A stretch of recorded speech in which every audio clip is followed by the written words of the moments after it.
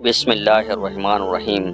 بال سفید کیوں ہوتے ہیں؟ حضرت ابو ہریرہ رضی اللہ تعالی عنہ سے روایت ہے کہ رسول اللہ صلی اللہ علیہ وسلم نے فرمایا، سفید بال نہ اکھاڑو کیونکہ وہ قیامت کے دن نور ہوگا، اور جس شخص کے بال اسلام میں سفید ہو گئے اس کے لیے اس کے اجر ایک نیکی لکھی جائے گی، ایک گناہ مٹا دیا جائے گا اور ایک درجہ بلند ہوگا۔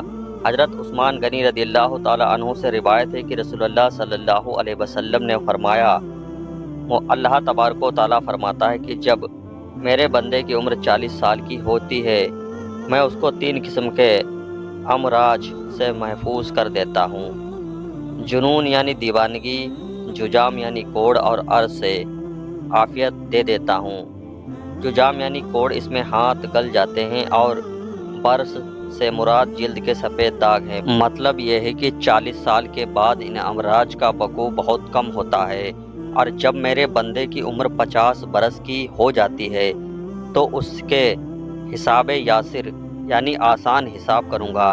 مطلب یہ ہے کہ 50 سال والے سے قیامت میں آسان اور سہج حساب ہوگا۔ جب کوئی بندہ 60 کی عمر کو پہنچتا ہے تو میں توبہ اور رجوع اللہ کو اس کا محبوب بنا لیتا ہوں۔ مطلب یہ ہے کہ 60 سال کی عمر کے بعد توبہ سے محبت ہو جاتی ہے اور اللہ تبارک و تعالیٰ کی طرف رجوع ہونے کی توفیق عطا ہوتی ہے۔ جب کسی کی عمر 70 سال کی ہو جاتی ہے تو فرشتے اس سے محبت کرتے ہیں، اور جب کوئی 80 برس کا ہوتا ہے تو اس کی نیکیاں لکھی جاتی ہیں اور گناہ نظر انداز کیے جاتے ہیں، اور جب کوئی 90 سال کا ہو جاتا ہے تو فرشتے کہتے ہیں، اللہ کا قیدی ہے، اللہ کی زمین میں اس کے پہلے اور پچھلے گناہ بخش دیے جاتے ہیں، کیونکہ مطلب یہ ہے کہ اللہ تبارک و تعالیٰ نے اس کی روح کو جسم قید خانے میں قید رکھا ہے، مدت پوری ہو چکی ہے، حکم کا انتظار ہے۔ اور جب کوئی بندہ اجرل عمر کو پہنچ جاتا ہے تو اللہ تبارک و تعالیٰ اس کے نام اعمال میں اس کی تندرستی اور صحت کے زمانے سے مثل اعمال خیر لکھتا ہے۔ اگر اس بندے سے کوئی برائی ہو جاتی ہے تو برائی اس کے نامہ اعمال میں نہیں لکھی جاتی۔ اجرل عمر سے مراد وہ عمر ہے جسے انسان کے ہوش و حواس وجہ نہیں رہتے اور بہکی بہکی باتیں کرنے لگتا ہے۔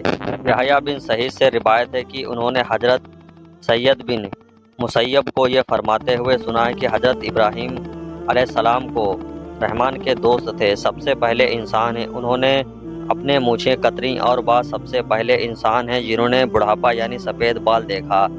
چنانچہ انہوں نے جب سب سے پہلے اپنے بالوں میں سفیدی کو دیکھا تو عرض کی، میرے پروردگار یہ کیا ہے؟ پروردگار کا جواب آیا کہ اے ابراہیم علیہ السلام، یہ بکار ہے، یعنی اس بڑھاپے کی علامت ہے، علم و دانش میں اضافے کا باعث اور اجر و بکار کا ذریعہ ہے، اور اس کی وجہ سے لعب و لعب میں مشغولیت اور گناہوں کے ارتکاب سے باز رہتا ہے۔ حضرت ابراہیم علیہ السلام نے عرض کی، پاک پروردگار، یہ تو میری بڑی نعمت ہے، لہٰذا میرے بکار میں اضافہ فرما۔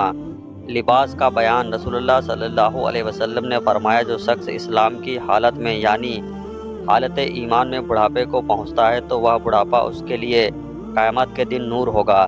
اس شخص نے عرض کی کہ چند لوگ ان سفید بالوں کو اکھاڑ دیتے ہیں۔ آپ صلی اللہ علیہ وسلم نے فرمایا، جس کا دل چاہتا ہے اس کے نور کو اکھاڑ دے۔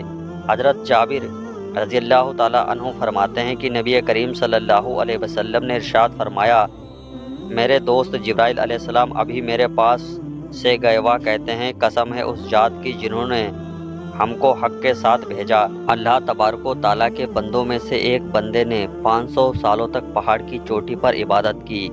یہ پہاڑ سمندر کے بیچ میں ہے، یہ پہاڑ 30 مربع میل میں ہے، اس کے چاروں طرف سینکڑوں میل سمندر ہے۔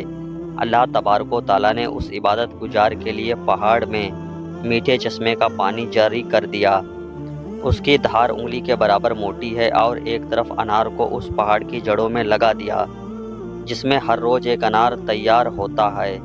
وہ اس پہاڑ سے اتر کر وضو کرتا ہے، اس انار کو کھا کر پھر خدا کی عبادت میں مشغول ہو جاتا ہے۔